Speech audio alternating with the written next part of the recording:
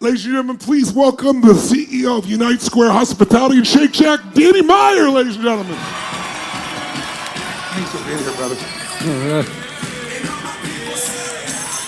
No, you didn't hear me. I said it's Danny Meyer, ladies and gentlemen.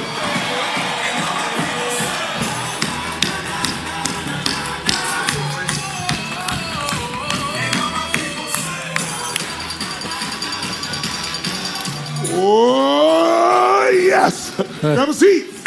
Hey, Danny. Danny, thanks for joining us. Oh, what a pleasure. What a great crowd. What an amazing crowd. I've been soaking up this energy, and it's just like, Well, you got some energy. I mean, the number, 50 restaurants do you have? Different chains now, is that correct? one chain called Shake Shack, but everything else is a restaurant, yeah. Yeah, it's wild. And, you know, the way you've differentiated to have the kind of impact you have across all these different restaurants blows us away. And you're doing things, as you said, about what people feel. But maybe tell us where that feeling comes from you to want to serve like that. I know you're from St. Louis, Missouri originally. How was the way you were raised? Anybody from St. Louis out there? All right. How was the way you were raised? How did that affect your philosophy of food and restaurants? I'm curious to start with. Well, I think it affected me in so many ways. The first thing is I love food, and I love stuff that you put in the glass, too, of almost every stripe. And growing up in St. Louis, honestly, during my era, the food was okay, but it was really the way the restaurants made you feel that made me love going out to restaurants. I love the fact that this restaurant, when I was a kid, I was a nobody. It's like, seat that kid under the cuckoo clock because he's always happy there, yeah. Right? And this other restaurant, I always remember my dad's favorite dish and my mom's birthday, and that stuff really stuck with me. And then when I moved to New York, when I was in my early 20s, the food was amazing in New York, but they treated you really poorly. And it was kind of like this era right after the Red Velvet Rope nightclub era, yeah. where the most popular restaurants were the ones that treated you the worst. And I didn't understand that. And I kind of just said, why not bring what I loved from growing up back home? Yeah. Whoever wrote the rule that great food isn't going to taste better just because you're being treated nicely? Yes. What was the first breakthrough for you? You started 27 years old, so you started kind of with this philosophy. I know I read somewhere you said people are wearing a T-shirt that says, show me I'm important. I'm paraphrasing. But tell me that philosophy and how it went into your first restaurant before it expanded. Well before I got into the restaurant business, when I was 20, when my dad had a travel business where he was selling group tours throughout Europe. And my brother, sister, and I, when we each turned 20, got to pick a country. I picked Rome, which is a country. Actually, and I was the guy that would go pick up a cranky group of Americans at the Rome airport at 8 in the morning. They hadn't slept all night. Put them on the bus, get on the microphone and say, you're not allowed to drink this water. Be careful about not getting your pocket picked, etc.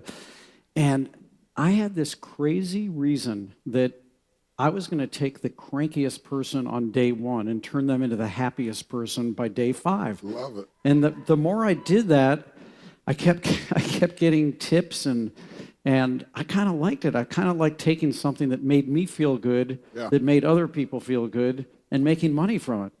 How did you do that? How did you take the person who was most cranky and turn him into one of the happiest ones over those couple of I think the same way that you were just saying is that everyone truly is walking around with this sign, this invisible sign around their neck that says, make me feel important. But the thing is, it's invisible, so you can't see quite how brightly lit it is, and you can't see the font size. But the biggest thing I learned how to do was to read the subtitle, because every one of those signs has a subtitle that starts with the word by. So make me feel important by leaving me the hell alone. Make me feel important by letting me tell you everything I know. Make me feel important by just listening to me. And I feel like that it's an amazing gift in business. Yes. To be able to understand that you know, we've got this expression, the golden rule. I used to think that's what I did, do unto others as you would have others do unto you. But I think in all these years I've learned that there is a golden rule of hospitality, which is do unto others as you believe they would want done unto them. Yes. And you've got to be able to read their sign, because not everybody wants it the same way. You remind me, I was talking with a gentleman who started MTV, and at one point he took over Six Flags Magic Mountain, and he told me that he did this initial lecture where he told everybody in the company, he said, we're going to compete with Disney. And people were like, we're not going to compete with Disney. This guy's insane. And he said, but Disney has a rule. When you get within 5 feet, you must make eye contact. When you get within 3 feet, you say one of these 3 or 4 things. You must treat them well. He goes, I want you to treat people like their family. And he said one day he was out, and this woman had a young child, 4 or 5 years old, and he took his ice cream and slammed it on the concrete and threw it everywhere, splattered everywhere. And the janitor came over and started screaming at the kid and the mother. And he immediately stepped in, separated them out. I was trying to figure out what the hell to do. And he turned and said, I thought we said we're going to treat people like family. So that's what I would do if my family did like this. So your point's well taken. It's not how we want to be treated, it's how they want to be treated. You know, you have this term that you call enlightened hospitality. And it's really kind of the core of what you do with fine casual dining, I think is the language I read that you utilize. Tell us a little bit about what is that? What is enlightened hospitality, and how do you really deliver it when you scale a business? Yeah, that's what you do when you're doing one. Tony, right? that's probably the biggest challenge that makes me excited to come to work every single day. First of all, what is hospitality? Hospitality, it's not just what you get for Thanksgiving or whatever holiday from your grandmother. Yeah. How many of you out here are in the hospitality business? Raise your hand. Wow, quite a few. I totally disagree. Everyone, you should be raising your hand. Do it right now.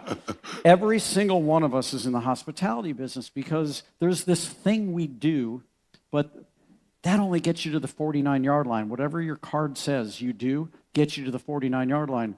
You want to get all 100 yards. The 51 extra yards come from how you make people feel while you're doing that incredible thing you do. That's hospitality. And I think that we are all so focused on performance, which is great. I don't want to tell you performance isn't crucial. If you don't perform beautifully, you're just nowhere. You're not even at the starting gate. Yeah. But there are so many companies that can now do what you do because the word gets out, they can copy it. Exactly right. What does that leave you with? That leaves you with hospitality. How did you make all of your stakeholders feel? Now, who are your stakeholders? And this is what enlightened hospitality means. Every single one of us has the exact same 5 stakeholders, but each one of us also gets to pick in which order are we going to prioritize them. And all my life growing up, from my family in St. Louis, I heard customers always right, customers always first. And that got me kind of far. Then I took I took one economics class in college, and we were studying this guy, Milton Friedman from the University of Chicago, who said, nope, the investor is always first, because if you make every decision on behalf of the investor, everything works out. And I'm, just completely conflicted in my brain, because what I realized we were doing, when I sat down to write Setting the Table, I said, we've screwed this up. We actually put the customer second. Of all of the 5 stakeholders, we put our team first, our customers second, our community third, our suppliers fourth, and our investors fifth. And we did that not because we didn't want to have really happy customers and not because we didn't want to make our investors a lot of money. We actually are selfish, and we think that if you start a virtuous cycle where one good thing keeps leading to something even better, well, of course you're going to not put your investors first. Yes. Because that'll be the smallest thing at that point. Yes. And what we learned is that our guests in all of our restaurants are never any happier coming to dine with us than our staff members are going to work. And so that's where it had to start. So this is what we do right now, and something that I'm just devoting my career to is this.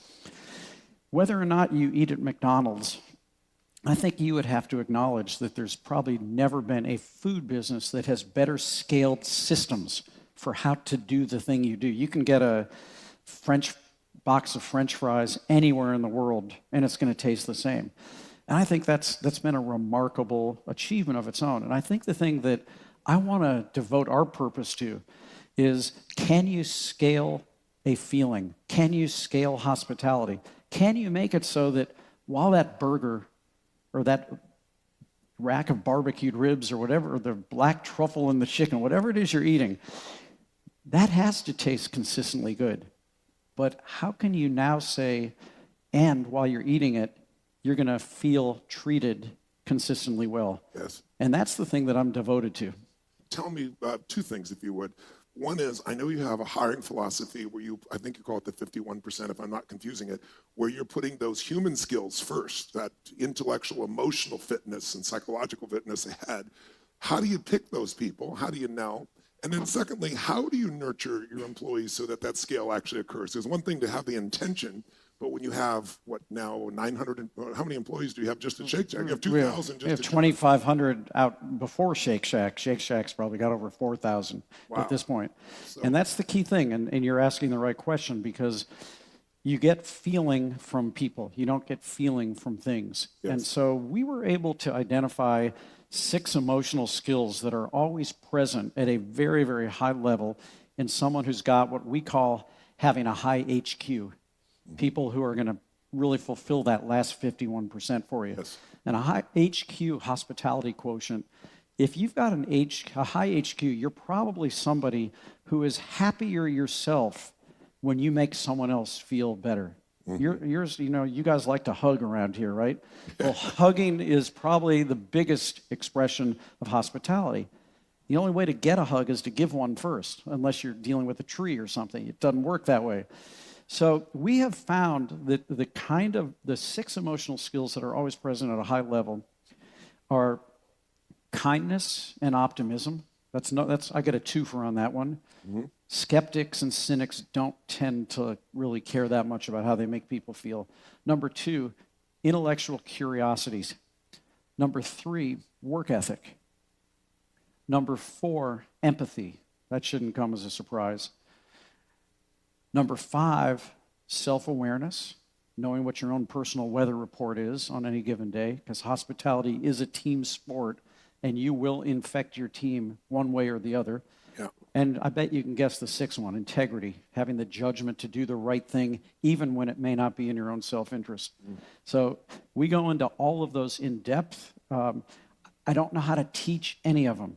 I don't know how to teach you to be kind if you're not kind. I agree. But what we can do is we can teach people on our team how to interview for those emotional skills. And we can also teach our leaders how to celebrate those emotional skills. How many of you have had a job where the thing you got bonused on was something that could be measured? Cost control, higher sales, whatever. How many of you have ever had a job where you got bonused for how you made people feel? We need to see a whole lot more hands go up if this country is going to continue to lead the way in this hospitality economy. Are you watching? I remember I interviewed some people at Southwest Airlines. There was a point when they had the worst ratio of approval for the stewardesses and stewards. And I talked with a gentleman who turned that around. And the way he did it wasn't by the interview. They did group interviews. And during the group interview, the person would come on stage and have to say why they should be selected above everyone else. But what they didn't realize is they weren't judging the speaker, they were judging the listeners. Because Southwest had people would sit down, barely take care of you, and lock themselves up. And if you wanted something how to undo their belt, they get all pissed off. And they're watching the people, they're cheering for the person they're competing with. How do you find these qualities? Is it behavioral that you're noticing? Is it something you're seeing by talking to people in their past? Or is it things that just show up during the interview itself, or all the above? I'm curious. Well, they definitely don't tend to show up on a two-dimensional piece of paper, also known as an application. Yes. So the interview is absolutely the first cue. I wouldn't say to you, hey, Tony, tell me about your work ethic. I've got a great one. Yeah. No, but I'm going to be able to tell based on the way you present yourself. Did you do any research on the company? What kind of questions are you asking, et cetera? But to your point about Southwest Airlines, every 2 weeks to this day, I conduct a meeting with anyone in our company who has been hired within the past 2 weeks. Wow. And what I'm doing is, while people think I'm putting it out there to them, I'm really, really taking it in. And I promise you, in every single session, we call it new hire orientation, let's say there's 20 or 30 people in the room, there's always 2 people in the room who either I've put to sleep or they put themselves to sleep, because this stuff just isn't jazzing them. And so what I tell them, using this, funnily enough, an airplane metaphor, Yes. is to say, you ever been on an airplane and the first thing that the flight attendant says is, if Palm Beach wasn't your destination, now would be a good time to get off the airplane? Well, basically, that's what I say to people. And I say, look, I've told you where we're going. That's my job as the boss. but you're the passenger. Your life is so much more important to you than this company. And this would be a good time to get off the airplane if this doesn't jazz you. And then I actually invite people. I said, if you're feeling that way, I have no sympathy for you if when you wake up tomorrow morning, you look yourself in the mirror, that you're just doing time here, because you do not need this job. There are many other jobs you could have out there. Tony Hsieh at Zappos actually, let's have a hand for that for starters. I forget 100%. Tony Hsieh at Zappos has a process a little different, but it's similar.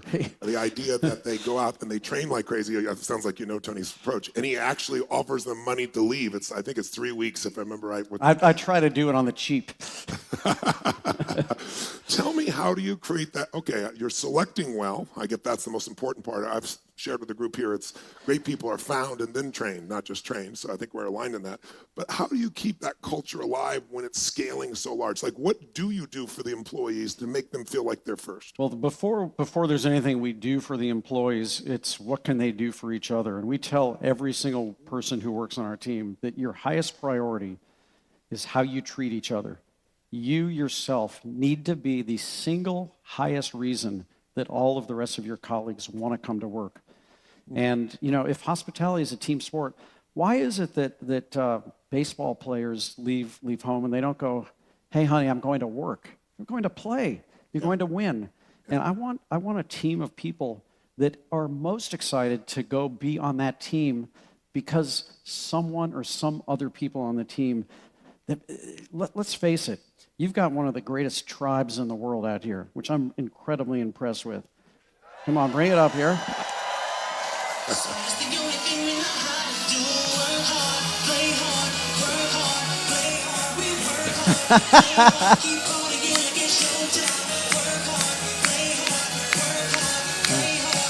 Whoa! 67 countries, 3 languages translated.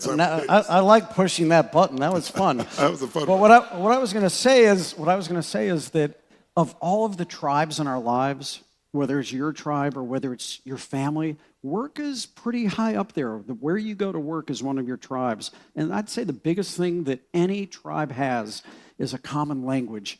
Yes. And I think that words are the most powerful mortar between the bricks of any culture whatsoever. So in addition to saying it's not Danny's job to make you happy, I can't. You know, I've got to work on myself all the time. Yeah. What I can do is provide a platform where I think you can do your best work. And I can do that by making sure that if on this team, we're always going to draft the most talented players on the field who are also the most fun people to sit in the dugout with. That's awesome. And just one quick thing. Think about baseball for a minute. Think about a sport where every single thing is measured. There's percentages for throwing and fielding and hitting and how did you hit against a left-hander and a right-hander. Why don't we have any statistics for who are you in the dugout? Half of a 9-inning game is spent sitting with your team, and you are actually actively motivating everybody even when you're not on the field. And that's something that I really think this 51% is about. And how do you inspect that? How do you support that organizationally? You just have strong enough leaders at each location? Do you personally inspect it? Is there a team that goes through? Everybody's held accountable for family values. And I think all of us grew up with family values. We all grew up with a family culture. I always kind of laugh when I hear someone say, we got to work on having a culture around here. You have a culture whether you work at it or not. Yeah. The question is it intentional? And is it uplifting? So a culture is just a fancy word for how we do things around here. And so the way that we really, really watch, we actually pulse our staff from time to time and give them the opportunity to say, how does it feel to work here right now? And we listen. And sometimes you hear the same themes that you've been hearing for 15 years. That's on me when that happens. Sometimes you'll find that one restaurant is in a really, really good morale swing and another one is kind of floundering a little bit. So in the same way that we take the temperature every single day and we look at the temperature tomorrow and decide what we're going to wear, you got to do that with how things are feeling around your business as well.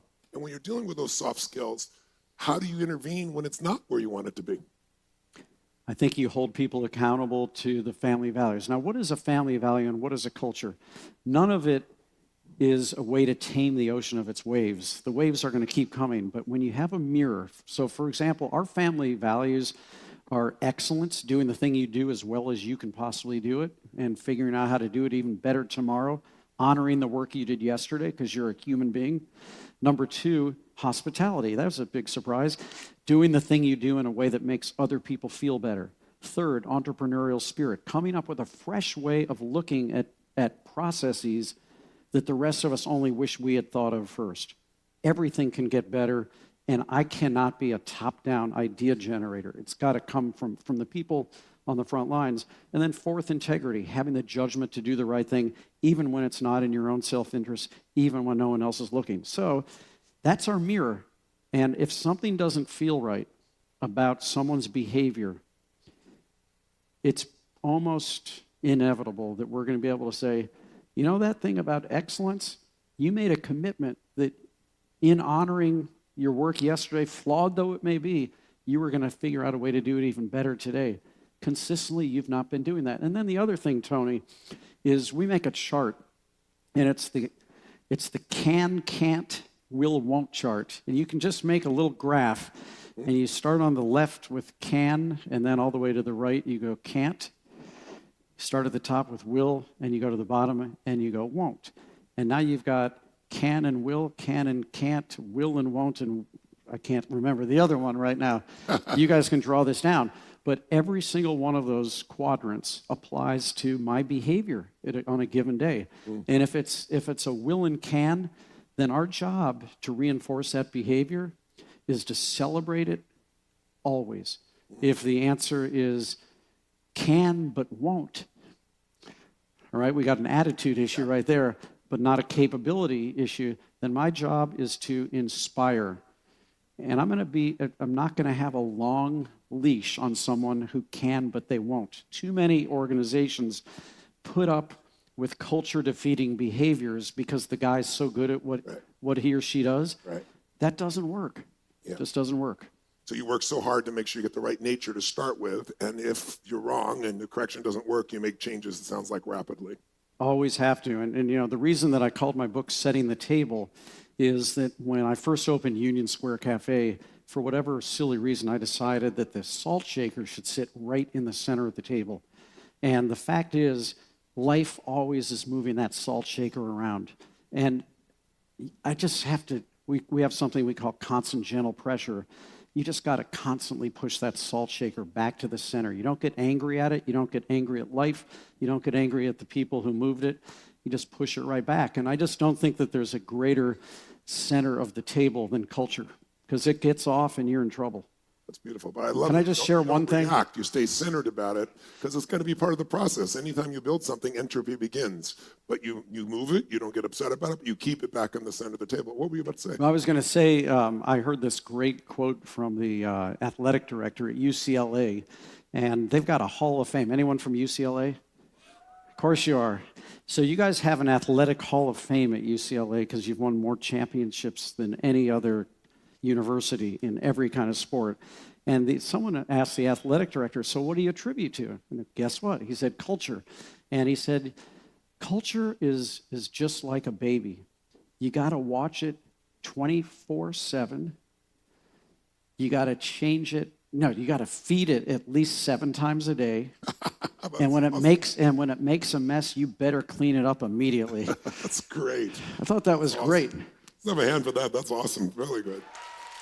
I was reading the book Culture Code. I think it's Daniel Coyle, if I remember right. And you were written up in there, and you talked about your vulnerability as one of the principles there, that you acknowledge when it's not working immediately, that it's no bullshit, it's truth, but you also don't tolerate keeping it that way. Tell us a little about your leadership philosophy. You kind of are by telling us about your culture, but what makes a great leader in any of your organizations, and how do you inspire those qualities or find those qualities? I think a great leader, first and foremost, has to express what success looks like. Where are we going, and what does success look like? And how are you supposed to behave while you're getting there?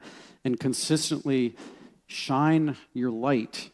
I kind of look at it like the Statue of Liberty with the beacon. And anytime you do something really well according to what we agreed you're going to do, I'm going to shine the light on you. Anytime anything good happens for our company, I'm going to shine the light on you. Anytime you screw up, I need to shine it on both of us. And anytime I screw up, it's going to be squarely in my face. And I think leaders who do that make it safe to make mistakes. I will put up with any mistake that does not lack integrity, because I think that's where some of our greatest learning comes from. Great principle. But I also think that you got to use your leader fire in many ways. So one is a way to light the way for others. One is the way to shine the light on you. But another way to do it is you got to have fire in the belly. Do you guys think you understand that here? I think you understand what fire in the belly is like here. And sometimes leaders can, what you have right here is a bonfire, and that's where we all have something in common. You've got to look for those common celebrations. But sometimes there's even time for a campfire. And what a campfire is, there's only 4 or 5 of us. There's not 4,000 of us. A leader sometimes needs to take 3 or 4 people and have a campfire where you get a little bit more intimate. Yes. What the leader's doing at that point, though, is taking the fire out of your belly, trusting that by putting it here where we don't have a power differential, it can bring us all together. If you do that too often, though, other people on the team are going to get jealous that they were not invited with their marshmallows. And when you're sleeping in the tent, they could put out your fire. So you got to use that campfire. And of course, sometimes you use your fire to warm somebody who needs it. Yep. And sometimes you got to use your campfire to singe somebody because they betrayed your principles. And I would say that... How long do you tolerate a betrayal of principles? Well, I was going to say, if I have the one part of my own leadership that I would criticize the most, and like everybody else, you take your greatest strength too far and it becomes a weakness, is my patience is probably, the wick on my candle is sometimes a little bit too long. And that's why I created that will, won't, can, can't, because I wanted to give myself and our team a better sense of what we agree the time frame will be for somebody who can't do it, or who won't do it. Skill issue, or won't do it. And I'll always try to move. If someone is willing and they've got a great HQ, but they're not a great right fielder, I'll try them at third base. You just never know. Yeah, and training sometimes can solve that if they have that psychology and emotion there. Tell me, Shake Shack, you took some time. In fact, one of your books, I think it was on your books, I read somewhere you said, slow down was the secret to success. And I think it was 10 years, if I remember right, after your first restaurant before you opened. Shake Shack, I think it was 5 years, if I remember correctly. Is that right? Before you opened another Shake Shack? Right. Tell us what you mean by go slow to succeed, and why did you take so long in these situations?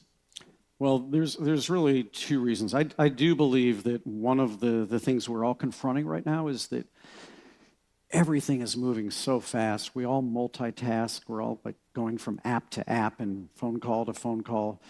That I think we've lost some of the art of growing where you're planted. And I think when you grow where you're planted, you get to set your roots. And when you set your roots, you get more nutrients. And I think the fruit tastes a whole lot better. Grapevines know that. And so that was one reason. I really, Shake Shack was an accident. It was never meant to be a big public company. Amplify that, because most people don't realize it started in the park, as I understand it, as like a hot dog cart. Yeah, it was a hot dog cart, and we did that because we brought an artist to Madison Square Park to beautify the park and make it safe to come there. And this artist from Thailand said, along with my 4 taxi cabs on stilts, I want there to be a working hot dog cart. And we said, well, we'll be glad to do it. I wanted to test out the theory of hospitality. Was hospitality just for fancy restaurants, or could you do it with a hot dog cart? So we picked Chicago-style hot dogs because they've got 8 toppings. And I wanted to see if our team could say, oh, that's the guy that likes everything except neon relish. Nobody should like neon relish. That's the person who likes everything except pickles and mustard. And lo and behold, we'd have 100 people waiting in the line. Wow. And so we did it. 9/11 happened. The city was obviously depressed. And in 2002, the second summer, the art was gone, but the community said, please bring back the hot dog cart. They did the same thing in 2003. By 2004, we said, what about creating this as a permanent kiosk? So we gifted this kiosk to Madison Square Park philanthropically, and we said, we'll own the business. You be the landlord, and if this thing works, we'll bring people to the park to keep it safe. The rent will go back into the park, and wouldn't you know it, this little thing called Shake Shack, lines and lines and lines of people. This day, which is now, Shake Shack will be 15 years old this year. Madison Square Park, we got a public company out of it. Madison Square Park gets just about $1 million in rent just from that one shack. Awesome. That's incredible. Let's have a hand for that. That's incredible. So, but I'd say the second reason that I really, really took my time is that growing up in St. Louis, my dad, who was a really, really gifted entrepreneur, unfortunately didn't do a great job of surrounding himself with really talented people. And every time he grew without a foundation of talented people, something bad happened. And I watched him go bankrupt twice. And I don't know if anyone's ever had that experience of sitting in the living room watching your dad, who's your hero, start to cry in front of the whole family and putting all that, that real vulnerability. Here's the, your hero in life. Yeah. And I just said, I'm never going to let that happen. And unfortunately, it wasn't until he died at the age of 59 from cancer that I actually allowed myself to believe that you can expand without going out of business. Wow. You just have to do it a different way. Wow. So going slow served you at that stage. Tell people a little bit of the story. So you start with Shake Shack in the park. Now it's a public company. How many facilities do you? What's your revenues? And how? What is the real separation of Shake Shack from so many other fast food places? You've kind of amplified a little bit about hospitality, but what do you think that specific of all your restaurants? Why has that taken off to the level it has? Yeah, why is it that last week when Shake Shack opened its first shack in Shanghai, the line of people was 1,000 people long to get in? Wow. And that's exactly what happened in Seoul, Korea. That's exactly what happened in Tokyo. That's exactly what happened, believe it or not, in Saudi Arabia.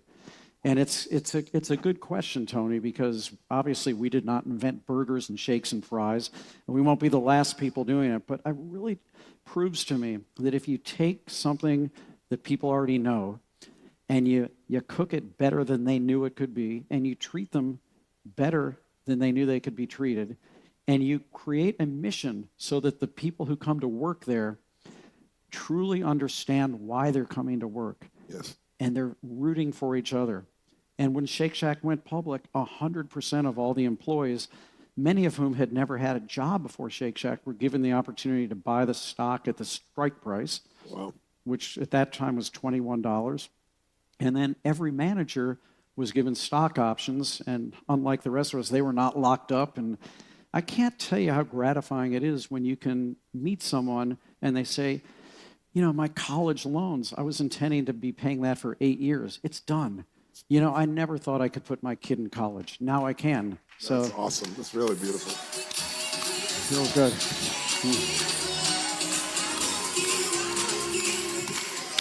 I saw you kind of look at yourself, the language I read somewhere is that you look at yourself as kind of the executive producer of these restaurants. Tell us what that means. Well, you do your homework. This is good. Well, what that means is this, and as each one of us, as we grow our business, has to understand that the license to grow is letting go. It's truly finding people at every step of the way. As you grow, you are, by definition, even you're taking on things you've never done before. Not a doubt. Your company was not this big a year ago as it is today. Correct. So by definition, it's a different set of challenges for you. And so each time we grow, my license to get there is to make sure to go over my lawn, manicure my lawn. That's what I call it. And what that means is take inventory of every single thing that I do all day and ask myself, of all the things I do today, what are those things that someone else could do at least as well or better than I could? And I've got to give them the chance to do that.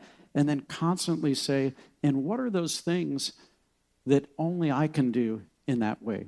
And the good news is that list is getting smaller and smaller and smaller. And that's why, unlike my first restaurant when I was 27, where I was the screenwriter and the stage director and the best actor and the director, now I'm the executive producer. And what that means to me is I'm responsible for picking the things we do and don't do. I'm responsible for picking the key talent. right? I'm not going to give up picking the chefs of our restaurant and the general managers of the restaurant and the architects and obviously the concepts of our restaurant and sometimes even the art on the walls. But I gotta stand back and I've got to let other people grow. And for me, that's the fun of what I do right now. And then we talked about that on the first day here, because most people become the artist. They become the operator. They're not the owner. And he just gave you a beautiful set of steps. I hope you heard that. The simple questions you can ask so that you can begin to scale more impact by seeing who can you replace yourself with. It's really simple, really elegant. Danny, what would you want to tell a brand new entrepreneur who's just getting in any business, not necessarily hospitality? What were the 2 or 3 things that you think are most important for any business to succeed? I think you got to love the topic. I think what all entrepreneurs have in common is that there's this idea that solves a problem for people, and it makes them feel so happy that they just cannot wait to share that with other people. You just have to. And you cannot see failure as a possibility. As a matter of fact, I believe all entrepreneurs are up-sided, right? We only see up. We don't see down. We don't know what could go wrong. As a matter of fact, it's going to be a key skill set to surround yourself with somebody who could see what could go wrong without being your editor while you're dreaming your great dream. That's a really, really important thing. I also think it's critically important now that you've got this topic that you love that's going to solve other people's problem, is that you say, nothing makes me happier than watching what my product does for people. I'm the weird guy. If you ever go to Citi Field where the Mets play, where we've got 4 different ways you can eat. They're all out in center field where no one ever used to go. Now people come to Citi Field early just for the purpose of eating. I'm the weird guy wearing the hat and the glasses, lurking around watching people eating our food. And I just love how happy it makes them. Just makes me feel great. And then the third thing I'd say, besides you should take pleasure in what your product does for other people, is you just gotta be willing to work, because we're in a day and age where the second you do have a good idea, the whole world knows it. Someone's going to tweet about it, Instagram it. By the way, my being here today, wait till you see what it does for your social following. What will do it? No, just kidding. He didn't even hear it. I didn't understand. You said you're what? I said my being here today is going to up your social I'm following. Sure it will. Sure it will. No, what I was going to say is there's no substitute for hard work and execution. You guys have been saying that for the entire 5 days here, but the minute the word gets out that you're so good at what you do, someone will copy you. Everyone in the world is now walking around with their pocket plagiarizer, takes pictures of things within 2 seconds. If I taste a great dish somewhere, it's going to be on my chef's desk in 2 seconds. If I see a great flower display, it's going to be on the florist's desk in 2 seconds. Right? So I gotta keep working, and I've got to keep getting those first 49 yards. But, ladies and gentlemen, you cannot win with a 51-point hospitality win, but you can't win with 49 either. And so we're constantly trying to win on both of those fronts. And if you keep it, it's not just working, it's the way you work is you're constantly innovating.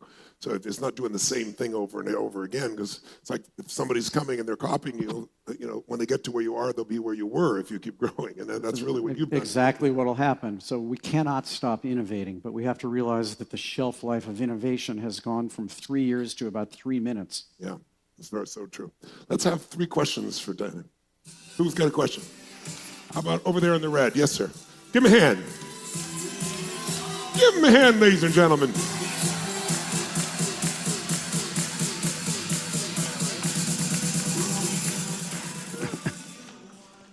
Thank you so much for joining us all day. The Big Tony, thank you so much for the transformation that you've caused in our life. Being a big brother, being a father, being an uncle, being in all those places for us that have been down spiritually, personally, emotionally, and monetarily. And many of us, our businesses saved from bankruptcy, marriages from divorce. We love you, we honor you, and we thank you. Big hand for Tony.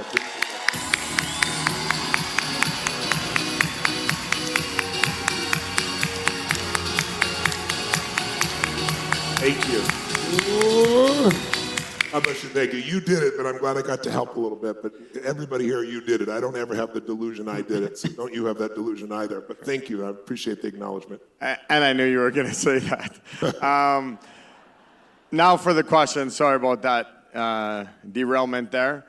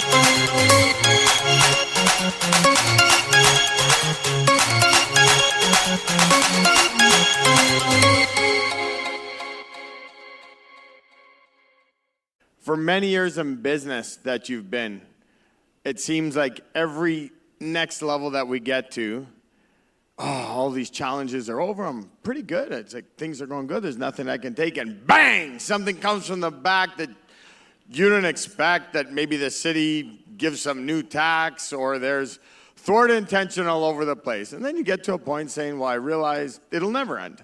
There'll be something else that will be there, and you'll have to get over that. But then there's that little feeling inside yourself that you're really pissed off, and you got to get past that. You must have had so many of those feelings, but it comes to a time, and I just want to know from experience, when something that big happens to derail, let's say they close the public company, and I was, okay, what am I going to do now?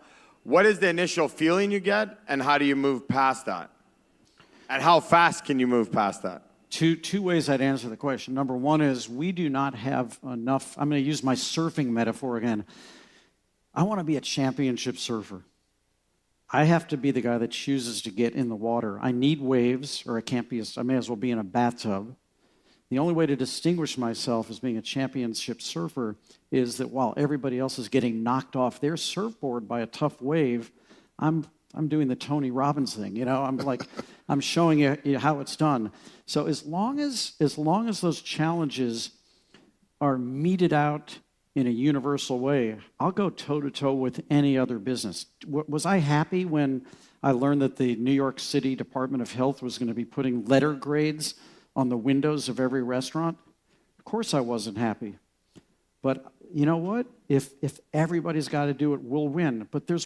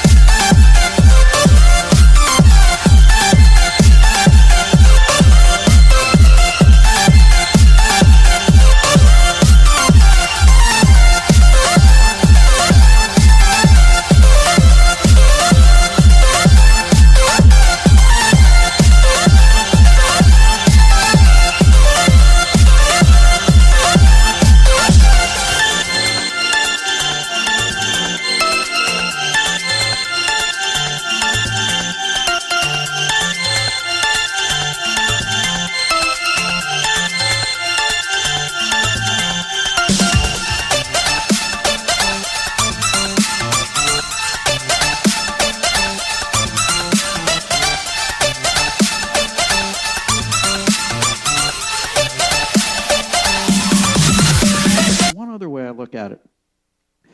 Whoever wrote the rule that we can't get out ahead of some of these things and actually lead the entire industry? 1990, the year after my dad died, or the year he died, I got so pissed off at walking home from work smelling like an ashtray from our guests, or being in between a fight for the last person in no smoking and the first person in smoking. Yes. That I just said, we're eliminating smoking in our restaurants. 12 years later, it became law in New York City. Amen. During those 12 years, but I just want to say, during those 12 years, consistently, the Restaurant Association said, if this is ever law, no one will ever go to restaurants anymore. No one will ever go to bars anymore. Everyone will start going to New Jersey where you can still smoke. Guess what? It didn't happen. All right, here's another one. I didn't wait for there to be a no smoking ban. We also didn't wait for there to be any kind of legislation with respect to tipping in restaurants. We eliminated tipping starting in 2015. And I believe as of this week, 100% of our restaurants are no tipping. And I could spend all day, which we don't have, explaining why I think tipping actually holds people back in their careers and it makes it hard for career growth. But we didn't wait for that to be a general industry trend. We said, this is important to us and this is why we're going to do it. So, the bad stuff happens, whether it's weather. Do I like snowstorms in New York? No, I'm the Grinch that stole snow. I hate it because it screws up our business. Do I like recessions? I don't think so. But as long as we're all dealing with the same things, we're going to win because of our culture. Can you amplify just one? I don't want to know you at the time, and I know we got to keep it tight to get you out of here. What's one reason why you decided against tipping and why you believe it limited growth in someone's career? Just give us one perspective. I think that's fascinating. Well, because the very thing that you think you're doing to help somebody by giving 15 or 20 or 25% tip is actually preventing somebody from promoting their life beyond that. Also, in most states, tips are not legally able to be shared with cooks. And so you give someone a 20% tip, the person you give the tip to invariably is sharing it with all the other servers. That's what they tend to do. They're mostly pool houses. Every time prices go up on the menu, they get a 20% raise. The cooks get nothing. And over the course of my career, I've just gotten tired of being a hypocrite where I say, we put our employees first, but we really only put our tipped employees first because our cooks, as a discrepancy, are getting about 25% more today than they got in 1985, whereas our tipped employees are making about 300% as much. Wow. Now, that's fine. I'm happy with that, but even that 300% is like a drug, and they can't promote their career to be a manager after that because the managers in restaurants often make less money than tipped employees. Wow, that's wild. So we looked at all that stuff and we said it's not sustainable. We need to get great people who look at the profession and they say, I want to do this for my career. And so now the people who work in our restaurants, when someone's really nice to you, you know it's like the Japanese word omotenashi, which is the pleasure I get in anticipating your needs and providing that hospitality without expectation of further compensation makes it all the more genuine. Absolutely. And you can be sure if you come to any of our places, that's what it is. Let's have a hand for that. It's beautiful. Thank you very much. Based on time, let's stand up and stretch. Based on time, let's give this man a huge hand, first of all. And if you want to sit in Thank that you. seat, I do. you'll do it.